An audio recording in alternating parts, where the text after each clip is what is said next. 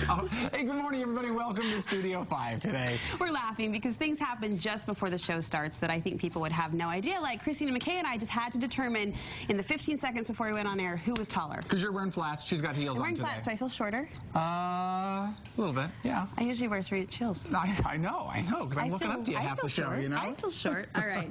We are starting with a fabulous Christine McKay segment. Speaking of, we all have things that hold sentimental value that you just can't part with. Things like maybe an old baby blanket, favorite books, or your grandmother's linens. I hold on to things probably way too long and look for opportunities to display them. But when you're gone, will your loved ones remember what those treasured keepsakes actually meant to you? See, this pile right here. This doesn't mean anything to me because I don't know the story behind them. But once your friends and your family know the story, it changes everything. Designer Christine McKay says they will. Your family, your friends will love those things if you take the steps to preserve those priceless memories. This is really a great idea because there's always some kind of story that goes back behind one of those priceless heirlooms. You know, there is. And over the holidays, I decided to organize some of my linens. And of course, I get on my very top shelf that's a special shelf. The kids aren't allowed to touch it or use it. And all of a sudden I realized by kind of having that rule, they've never really had the chance to hold the items or create memories of their own. And I thought, if I were gone, they would just look like a pile of blankets and Afghans, and that they would probably just discard them. So I thought, these are things that I really need to share with them while I'm here. And another way that I thought that we could do that is by attaching little tiny felt pockets on your blankets. And all I did was I just cut out these simple little, like a little rectangle with felt and turned it into a little pocket. And then I attached it on each and every single item.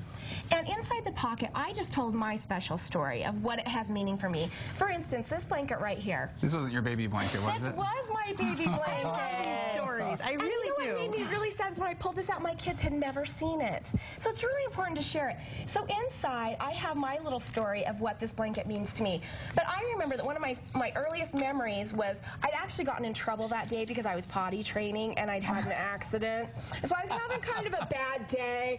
And I remember my mom holding Now no one wants to touch the blanket. I know. Not with the blanket. So I remember my mom just holding me, and there's little elephants and giraffes on this blanket.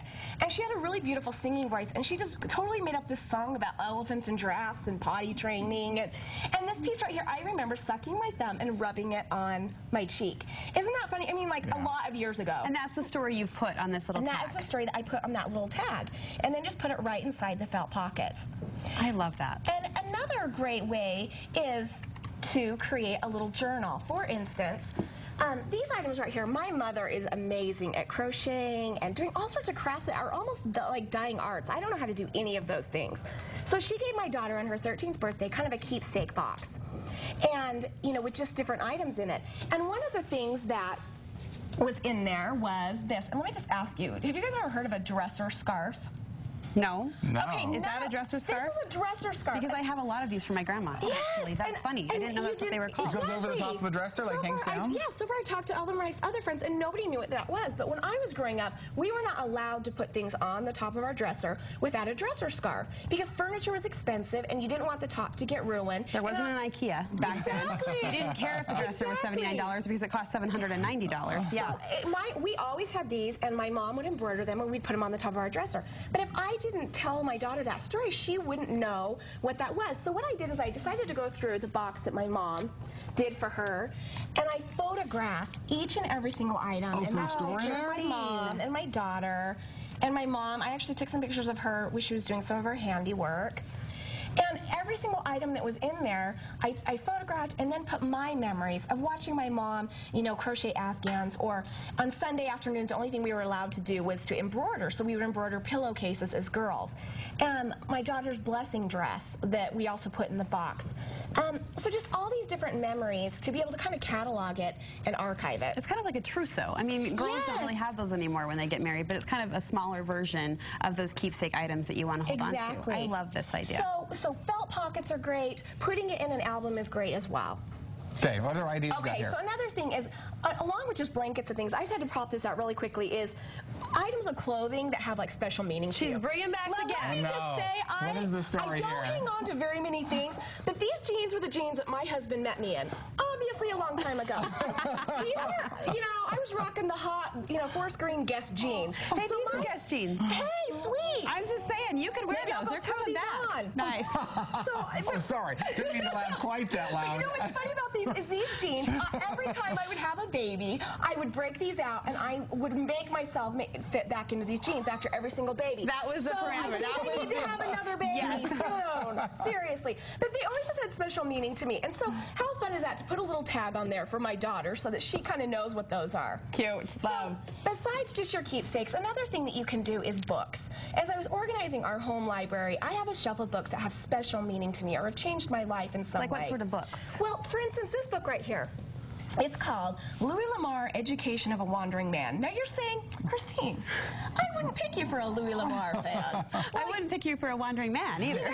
I was forced to read this in a class at BYU, and it changed my life. I love this book. It's all about education. Everything that I believe in learning, this man believed as well. So what I did is I took book plates, and you can actually download these at my website, and it just tells why this book is important to me, what I learned about, what pages some of my favorite quotes are on, so that my children will know a little bit more about me. And I really feel like, for me, books have been really shaping, have really shaped my life, and now my kids can learn how that process came about. They know why and how, they know not why. just the fact that a title, meant something to you. They know why, and they can learn from those lessons. Exactly. So the last thing is creative ways to journal. It doesn't always have to be in a book or a notepad, but I love to do these boxes right here. For instance, this one right here is Tell Me a Story. Over the Christmas holidays, my husband's family was there, and everyone was like, tell me a story about when I was little. And we kind of recycled these stories. Love that, yeah. And Dan's mom, that was one of her biggest regrets, and she said there's a lot of things I don't remember. So with this, there's basically just an index for each child and just a recipe card. So as you think of stories or as things happen, you can hurry and jot it down on a card. So each child has a tab. Each child has a tab. And just, I think sometimes what's overwhelming is you think you have to write a 10-page book or a novel. Just write down a quick memory, and how fun will that be when my grandkids come over and I can be like, all right, well, tell a story about Miss Kelsey. Let me thumb through, and they're going to be like, why didn't you write that on the computer, Grandma? Exactly. No, it means so much more in your own handwriting. You've talked about that before. Yes, journaling means so much more in your own handwriting. The other thing that we do is this box right at the front. We call it our high-low dinner table talk box. Every night at dinner, we go around and give our high-lows for the day. And my goal has always been to jot it down. Sometimes I'm better than others. You record what people say? I record. So for each time at the table, I record what everybody's high and low was. And it's funny because at the end of the year, you can look back and you really get a pretty good glimpse of what was going on in everybody's life. Yeah. It's great because so many of these things, even like the blankets, the books, the jeans, I think a lot of times it'd end up at the DI if you weren't around. But now that even Brooke and I know the stories behind these are like sentimental treasures here. Totally. We'll make sure no one gets rid of the Guess jeans if you go there, okay? Maybe I'll spurt them on the next segment or something. We're going to watch for it. Inspiring ideas, Christine. As always, thank you so much. You can check out Christine's website, kmckdesigns.com, for free downloads of some of the book plates that you saw and other project downloads. We'll link you there from our website, so be sure to check it out after the show. Okay, coming up next, the $5 crafting inspiration.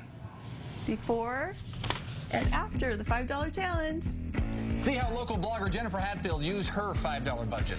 And her baby moccasins have made it big time, showing up on the latest cover of Parenting magazine with the Kardashians. Nonetheless, freshly picked blogger Susan Peterson is here today making plain clothes pop with do-it-yourself paper stencils. We'll turn you into a graphic clothing designer next. Coming home looking